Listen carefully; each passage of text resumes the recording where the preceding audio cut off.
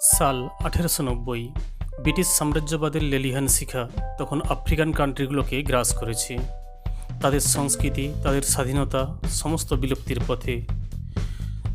সেই European political influence থেকে বেরিয়ে আসার জন্য তারা সংগ্রাম চালিয়ে যাচ্ছে। এইরকমই একটি দেশ হলো নাইজেরিয়া। ব্রিটিশ সাম্রাজ্যের হাত থেকে 1960 সালে স্বাধীনতা পায়, কিন্তু ঘটনা হলো তার ঠিক 2 বছর আগে 1958। এক কৃষ্ণাঙ্গ মানুষ তিনি তার প্রথম ডেবিউ নোভেল প্রকাশ করলেন, যার নাম থিংস ফল অ্যাপার্ট। আর যিনি প্রকাশ করেছিলেন, যে নোভেলিস্ট, তার নাম হলো চিনুয়া আকিবে। এই বইটি এতটাই সারা পৃথিবীতে আলোড়ন সৃষ্টি করেছিল যে আজও এই বইটি টপ মোস্ট 100 নোভেলসের মধ্যে জায়গা করে আছে। নাইজেরিয়ার ওজিটিতে জন্মগ্রহণ করেছিলেন তিনি। ইগবো সম্প্রদায়ের মানুষ ছিলেন। এই ইগবো কালচার কীভাবে আস্তে আস্তে হারিয়ে যাচ্ছিল তারই এক পুঙ্খানুপুঙ্খ বিবরণ তিনি থিংস ফল অ্যাপার্টে দিয়েছেন। কলোনিয়াল এনকাউন্টারের শিকার হয়ে এই সমস্ত কালো মানুষগুলো কিভাবে ধর্মান্তরিত হয়েছিলেন সেই কাহিনীও তিনি এখানে বলেছেন। গল্পের যিনি প্রোটাগনিস্ট তিনি হলেন ওকাঙ্কো। সেই ওকাঙ্কোর উত্থানের কাহিনী, তার পার্সোনাল হিস্ট্রি, সমাজের কাস্টমস এবং ইগবো কমিউনিটির যে সমস্ত কালচার, এগুলো প্রথম পার্টে বলা আছে। আর দ্বিতীয় পার্টে যেটা ব্যাখ্যা করা আছে সেটা হলো influence of European colonialism and Christian missionaries on Okonkwo and his family and the whole community Igbo. উপন্যাসের গল্প অনেক বড়, আমি ছোট করে বলার চেষ্টা করছি। Things fall apart is a great African novel by a Nigerian novelist Chinua Achebe. Nigerian novelist Chinua আকিবের লেখা এটি একটি বিখ্যাত উপন্যাস। It is his first novel, এটি তার প্রথম novel. It was published in 1958। আমি আগেই বলেছি 1958 সালে এই উপন্যাস প্রকাশিত হয়েছিল। এই প্রসঙ্গে বলে রাখি 2008 সাল এটি ছিল এই বইটির 50 বছর পূর্তি। In it he পোর্ট্রেস the tradition and believes of Nigerian Igbo or ইবো culture and engaging with the narrative of European colonialism in Africa. এই বইটিতে তিনি ইগবো কালচার নিয়ে বিভিন্ন কথা বলেছেন এবং কালো মানুষদের উপর ইউরোপিয়ান কলোনিয়ালিজমের যে প্রভাব, কলোনিয়াল এনকাউন্টারের যে প্রভাব, সেই প্রভাবও তিনি এখানে উল্লেখ করেছেন। Things fall apart uses one man story to speak for many. এখানে মনে হতে পারে একজনের গল্প, ওকাঙ্কোর গল্প, কিন্তু অ্যাকচুয়ালি এটি হলো সমস্ত আফ্রিকাবাসীর গল্প। আকিবেজ প্লট সেন্টার্স অন ওকাঙ্কো। চিনুয়া আকিবের লেখা এই থিংস ফল অ্যাপার্টের যিনি হিরো, সেই ওকাঙ্কোকে নিয়েই মূল ঘটনার সূত্রপাত। এ প্যাশনেট ম্যান, একেবারে প্যাশনেট একজন লোক, focused on reaching the apex of masculine virtue in his home village. যে তার গ্রামে সবসময় পুরুষালীভাবেই থাকতেন তিনি, অত্যন্ত শক্তিশালী এবং পেশিবহুল তার শরীর। তার গ্রামের নাম হলো Umuofia. As a child Okonkwo notices his father's feminine and dishonourable behaviours. ছোটোবেলায় তিনি দেখতেন যে তার বাবা কেমন যেন মেয়েলি ভাব রয়েছে তার অ্যাক্টিভিটিসের মধ্যে, তার বাবার অ্যাক্টিভিটিসের মধ্যে, এবং তার বিভিন্ন কার্যকলাপ তার পছন্দ হতো না। তার বাবার নাম ছিল ওনোকা। সেই ওনোকা হলেন একেবারে লেজি, প্লিজার সিকিং অ্যান্ড ডেপ্ট রিডেন, ঋণে জর্জরিত, আমোদ প্রমোদে এবং একেবারে লেজি টাইপের মানুষ। ওকাঙ্কোর একেবারে বিপরীত। As a young man Okonkwo seeks to wash his hands of his father's legacy through intense and hard labour. অনেক কষ্টে নিজের কৃতিত্বের দ্বারা, নিজের পরিশ্রমের দ্বারা তিনি সেই ছাপ মুছে দিয়েছেন এবং সম্পূর্ণ একজন শক্তিশালী পুরুষালী মানুষ হিসাবে তিনি ওই গ্রামের মানুষদের মধ্যে পূজিত হতে থাকেন। তিনি বিভিন্ন সময় লিডস করেছেন তার গ্রামকে বিভিন্ন যুদ্ধে। অ্যান্ড বিল্ডস এ থ্রিভিং ফার্ম, এবং একটি ফার্মও তিনি তৈরি করেছেন, বর্ধনশীল একটি বড় ফার্মও তিনি তৈরি করেছিলেন। Quickly he is on track to earn titles within the community. আস্তে আস্তে তার কমিউনিটির মধ্যে, অর্থাৎ যেখানে তার বাড়ি, সেই ইউমোফেনিয়াতে তিনি আস্তে আস্তে ফেমাস হতে থাকেন। Markers of power and influence, তার প্রভাবও বাড়তে থাকে।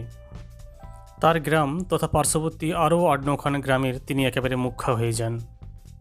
ওকাঙ্কো একজন সফল ব্যক্তি হতে চেয়েছিলেন, যিনি নিজের পায়ে দাঁড়াতে চেয়েছিলেন, শক্তিশালী এবং বলিষ্ঠ নেতৃত্ব দিতে চেয়েছিলেন তার গ্রামবাসীদের হয়ে। Okonkwo's first troubles come with Ikemefuna's arrival. ওকাঙ্কোর জীবনে প্রথম সমস্যা আসে যখন ইকমিফেনিয়া সেখানে এসে উপস্থিত হয়, তার গ্রামে এসে উপস্থিত হয় ইউমিফেনিয়াতে। কে এই ইকমিফেনিয়া, সেটা আমাদের জানতে হবে। The product of an exchange intended to avoid war between two villages, Umuofia and Mbaino. এই দুটো গ্রামের মধ্যে যুদ্ধ যাতে না হয় তার সত্যস্বরূপ এমবিয়ানো থেকে একটি ছেলেকে পাঠানো হয়েছিল, যার নামই হলো ইকমিফেনিয়া, পাঠানো হয়েছিল ইউমোফিয়াতে। এমবিয়ানো গ্রামের একটি ছেলে ইউমোফিয়া গ্রামের একটি মেয়েকে হত্যা করেছিল এবং তার শাস্তিস্বরূপ এমবিয়ানোর একটি ছেলেকে হস্তান্তর করতে হয়েছিল ইউমোফিয়াতে। এটা অ্যাকচুয়ালি ইগবো কালচার, ওদের ওখানকার যে লোকাল ট্র্যাডিশান, সেই ট্র্যাডিশান এটি। সেই Ikemefuna ends up in Okonkwo's household. আস্তে আস্তে ইকমিফেনিয়া ওকাঙ্কোর পরিবারের সাথে মিশে যায়। Though his adjustment is not immediate, he quickly becomes Okonkwo's favourite. আস্তে আস্তে ধীরে ধীরে ওকাঙ্কোর খুব প্রিয় হয়ে উঠেছে। যদিও প্রথমের দিকে তিনি খুব একটা ভালোবাসতেন না, কিন্তু পরবর্তীকালে যখন তাকে বাবা বলে ডাকতে শুরু করেছিলেন, ওকাঙ্কো অনেকটাই ভালোবেসে ফেলেছিলেন ইকমিফেনিয়াকে। তার চেয়েও বড় ব্যাপার, Okonkwo is satisfied by Ikemefuna's influence over his oldest son Nwoye, with whom he is constantly disappointed with Ikmofenia around. Now he acts more like a man and less like his grandfather, Unoka. ইকমিফেনিয়ার উপর ওকাঙ্কোর ভালোবাসার সবথেকে যেটা মূল কারণ বা বড় কারণ, সেটা হচ্ছে ওকাঙ্কোর যে বাবা অনুকার মতো হয়েছিল ওকাঙ্কোর ছেলে, অর্থাৎ দাদুর মতো হয়েছিল নাইমির যে আচার আচরণ, তার যে সমস্ত অ্যাক্টিভিটিস, সবই তার দাদুর মতো নিয়েছিল, যেটা ওকাঙ্কো পছন্দ করতেন না। এবং যখন নাইমি তার খেলার সাথী পেল ইকমিফেনিয়াকে, নাইমি কিন্তু আস্তে আস্তে পরিবর্তন হয়েছিল। নাইমির মধ্যে অনেক পরিবর্তন এসেছিল ইকমিফেনিয়ার প্রভাবের ফলে, যেটা ওকাঙ্কোকে খুব খুশি করেছিল। আর যেই কারণেই ওকাঙ্কোর ভালোবাসা আস্তে আস্তে ইকমিফেনিয়ার উপর পড়ে গিয়েছিল। নামি অ্যাক্টস মোর লাইকে, এখন নামি অনেকটাই পুরুষালী আচরণ করে, আগের মতো আর তার দাদু অনুকার মতো আর আচরণ করে না। But when Umuofia's oracle Agbala demands Ikemefuna's death, Okonkwo releases him and participates in his murder. এখানে একটা বিশাল ঘটনা ঘটে গেছে। ইউমোফিয়াস যে ওরাকেল আগবালা, ওখানকার যে দৈববাণী, এই আগবালাকে বলা হয় Oracle of cave or hills. যে কারোর উপরেই আগবালা আসতে পারে, দৈববাণী ভর করতে পারে, এবং যার উপর সেই দৈববাণী হয় তাকে ঘিরে, ওখানকার কালচার অনুসারে তাকে ঘিরে সমস্ত গ্রামবাসীরা, ওখানকার লোকাল পিপলরা সবাই তাদের বিভিন্ন সমস্যার কথা জানায়। আগামী দিনে তারা কীভাবে চলবে, কী করবে না করবে, সব পরামর্শ নেয় আগবালার কাছ থেকে। তো সেই আগবালাই এসে প্রথম জানায় ওকাঙ্কোকে যে দেবতা চেয়েছে ইকমিফেনিয়ার মৃত্যু, ইকমিফেনিয়াকে বলি দিতে হবে, দেবতার এটা demand. Okonkwo releases him and participates in his murder. Okonkwo সেই প্ল্যানিং করেই তাকে হত্যা করেছিল, যাকে তিনি পুত্র স্নেহে ভালোবাসতেন। এখানের ঘটনাটা আমি একটু ডিটেলসে বলছি। অ্যাকচুয়ালি ওখানকার লোকাল দেবতা আগবালা এসে যখন জানায়, দৈববাণী এসে যখন জানায় যে দেবতা গড এমবিয়ানোর রক্ত পান করতে চান, তো সেই মুহূর্তে ইউমোফিয়াতে এমবিয়ানোর একজনই ব্যক্তি ছিলেন, তিনি হলেন ইকমিফেনিয়া। তো ইকমিফেনিয়াকে বলে দিতে হবে, এই ঘটনা কিন্তু যথেষ্ট নাড়া দিয়েছিল ওকাঙ্কোকে। তিনি কোনো মতেই এটা চাননি হত্যা করতে, বাট অন্য কোনো উপায়ও ছিল না। একদিন ওকাঙ্কো ইকমিফেনিয়াকে বলছে, চলো তোমাকে তোমার গ্রামে আমি নিয়ে যাই। তো যখন রাস্তা পথে তারা চলছে, ইকমিফিনিয়া বুঝতে পারে যে এটা তার গ্রামের রাস্তা নয়, এবং পেছন ফিরে যখন তাকায় তিনি দেখেন যে দুজন ব্যক্তি এবং তার মধ্যে একজন তাকে আঘাত হানে, এবং সে দৌড়ে গিয়ে তার পিতৃতুল্য ওকাঙ্ককে গিয়ে বলছে, ফাদার, দে আর কিলিং মি। ঠিক সেই সময় ওকাঙ্ক তার রাখা গোপন অস্ত্র নিয়ে তিনি ইকমিফিওনাকে হত্যা করেন। এই ঘটনা ওকাঙ্ককে ভীষণভাবে নাড়া দিয়েছিল। আসলে যে ছেলে তাকে বাবা বলে ডাকছে তাকেই তিনি হত্যা করেছেন। Agbala also demands Okonkwo's daughter Enjima, and Okanko tries to protect his favorite biological child. তিনি তার যে সন্তানকে রক্ষা করতে চেয়েছিলেন। ওকাঙ্কো, his wives and his friends respect the authority of their gods. যদিও তাদের ভগবানের কর্তৃত্বতা স্বীকার করে, তাকে মান্য করে চলে, তাদের এনসেস্টার যে সমস্ত দেবতা রয়েছে তাদের কথা মান্য করে চলে। They find following this commands difficult, কিন্তু তারা বুঝতে পারে এই আদেশ যথেষ্ট কঠিন মানা।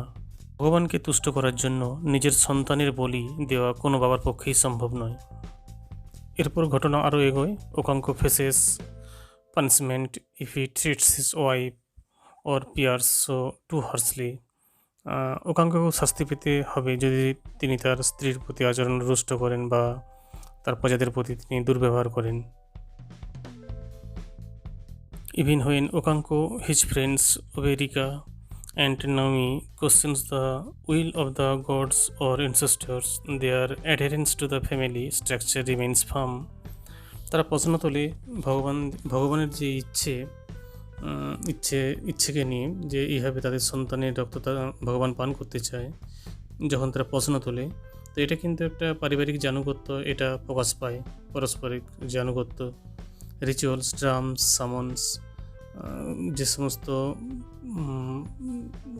সমস্ত রিচুয়ালসগুলো ওখানে হয়, ড্রাম বাজানো হয়, বিভিন্ন ধরনের মন্ত্রপাঠ হয়, and oracle appearances always happen at night, এবং দৈববাণী সবসময় রাতে এসে হাজির হতো বিভিন্ন রূপে। ইন দ্য ডার্কনেস, রাতের অন্ধকারে। The mysterious darkness holds a powerful sway, একটি শক্তিশালী দোলনাতে করে আসে ওভার অর্ণকের কাছে। His family and his kinsmen and their community beliefs help them maintain stability and unity in time of conflict. ওই কমিউনিটির মানুষদের বিশ্বাস, ওকাঙ্কর বিশ্বাস, ওকাঙ্কর যারা প্রজা, সবারই বিশ্বাস যে তারা এই দৈববাণী তাদেরকে সাহায্য করবে তাদের কঠিন সময়ে। ওকাঙ্কো accidentally shoots the son of an elder during a ritual gunfire at the elder's funeral, and in response to his crime, he and his family must leave the village for 7 years.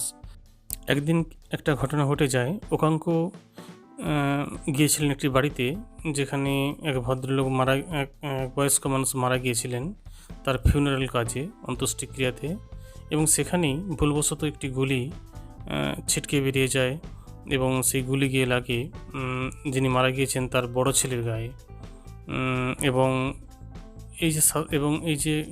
এই কর্মের জন্য ওকাঙ্ককে শাস্তি পেতে হয়েছিল, এবং তাকে 7 বছরের জন্য তার পরিবারকে ইউমিফিয়া থেকে বিতাড়িত করে দেওয়া হয়েছিল। Transplanted to Mbanta, the village of his mother. সেখান থেকে ওকাঙ্কর ফ্যামিলি চলে যায় তার মায়ের গ্রাম মোবান্টাতে। Okonkwo mourns the loss of the future for which he worked so hard. Okonkwo আজ দুঃখ প্রকাশ করছে, এত কষ্ট করে এত কিছু করে তিনি ওই এলাকার রাজা হয়েছেন, নেতা হয়েছেন, সর্দার হয়েছেন, প্রায় 10খানা গ্রামের সমস্ত কিছু তিনি লিড করছিলেন, সমস্ত কিছু তিনি নিজের হাতে কন্ট্রোল করছিলেন, সেগুলো আজকে আর নেই, সেগুলো আজকে আর তিনি করতে পারছেন না, এর জন্য তিনি বিলাপ করছেন। Though he continues to hold high expectations for himself, যদিও তিনি তার নিজের উপরে ভরসা রাখেন, বিশ্বাস রাখেন, অ্যান্ড বিল্ড নিউ ওয়েলথ, নতুন করে অর্থ সংগ্রহ করতে থাকেন, অ্যান্ড ইনফ্লুয়েন্স, প্রভাব বিস্তার করতে থাকেন। His distance from the tribe, তার সম্প্রদায় থেকে আজকে সে অনেক দূরে। Means that he expects to work to earn honour upon his return, তিনি নতুন করে আবার কাজ শুরু করবেন নতুন সেই সম্মান ফিরে পাওয়ার জন্য, এগুলো তিনি ভাবছেন। While Okonkwo and his family are in Mobanta, ঠিক যেই সময় ওকাঙ্ক এবং তার পরিবার মোবান্টাতে বাস করছে, শাস্তিস্বরূপ হিসাবে আজ মোবানটায় তারা রয়েছে। তার নিজের গ্রাম ইমুফিয়া থেকে তারা আজকে বিতাড়িত। ঠিক সেই সময়ই হোয়াইট মিশনারিস তারা কিন্তু ইমুফিয়াতে তারা পৌঁছে যায় এবং তারা তাদের সেখানে প্রভাব বিস্তার করতে থাকে। তারা ওখানকার পাবলিকদেরকে ধর্মান্তরিত করতে থাকে। তারা নানাভাবে তাদের সাথে মিটিং করতে থাকে, নানাভাবে ছলচাতুরি করে সেই সমস্ত অশিক্ষিত কালো মানুষদেরকে তাদের সম্প্রদায়ভুক্ত করতে শুরু করে। In this novel the white missionaries stands for coloniser. The unfamiliar church wins over the village's outcast. এই সমস্ত চার্চের লোকেরা, চার্চের ধর্মপ্রচারকরা তারা কিন্তু গ্রামবাসীদের মনকে অনেকটাই নিজেদের আয়ত্তে আনতে পেরেছিল। Eventually a preacher visits Mbanta and converts Nwoye. এরকমই একদিন একটা ঘটনা ঘটে। মোবান্টাতে এক প্রিচার পৌঁছে যায়, হোয়াইট মিশনারিজ পৌঁছে যায় এবং তিনি গিয়ে ওকাঙ্কর যে ছেলে নাউইকে ধর্মান্তরিত করে নেয়। তো Nwoye abandons his family to join the church. চার্চে যোগদান করার জন্য তিনি তার পরিবারকে পরিত্যাগ করেন এবং তিনি খ্রিস্টান হয়ে যান, খ্রিস্ট ধর্ম গ্রহণ করেন। অ্যাকচুয়ালি নাউই তার বাবাকে খুব একটা পছন্দ করতেন না, কারণ নাউই জানতেন যে ইকমুফিনিয়াকে হত্যা করেছে তার বাবাই। এটা সে কখনোই মন থেকে মেনে নিতে পারেনি। This fracture in the structure of the social system indicates a greater fracture that the white man's arrival catalyzed.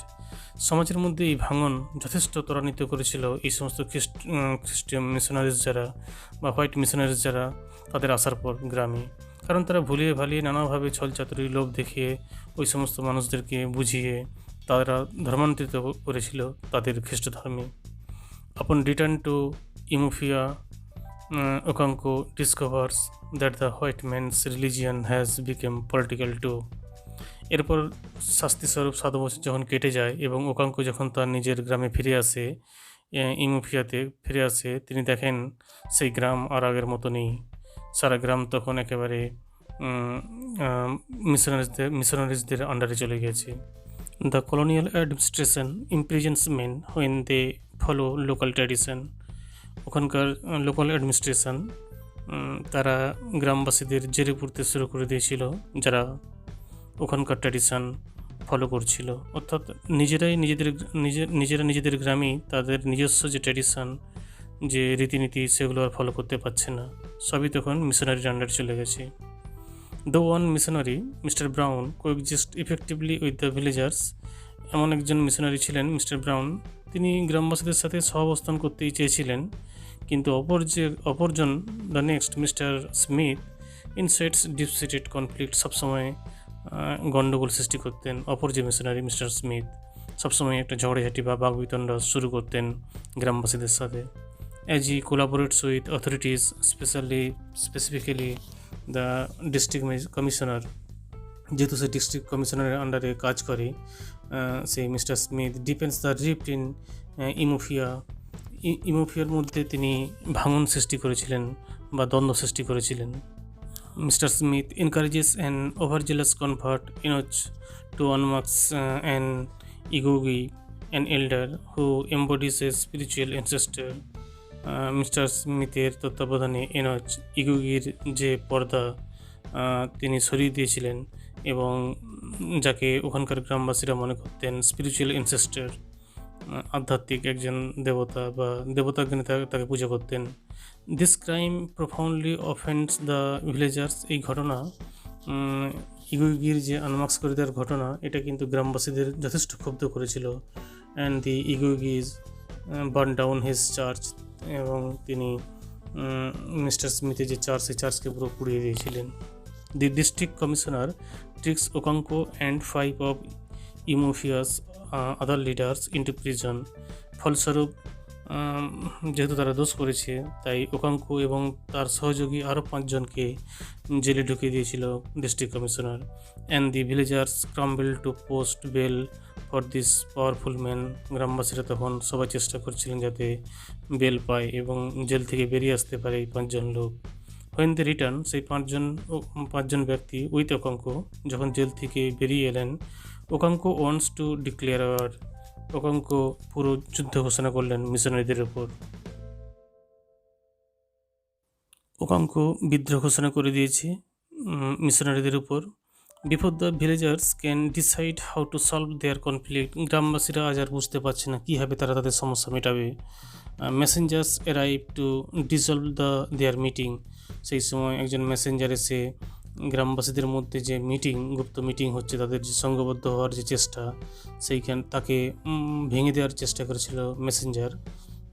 Rather than engage in conversation as leaders have so far Okonkwo responds directly, he decapitates a messenger, যিনি messenger হয়ে এসেছিলেন এরকম একজন মেসেঞ্জারকে তিনি হত্যা করেছিলেন।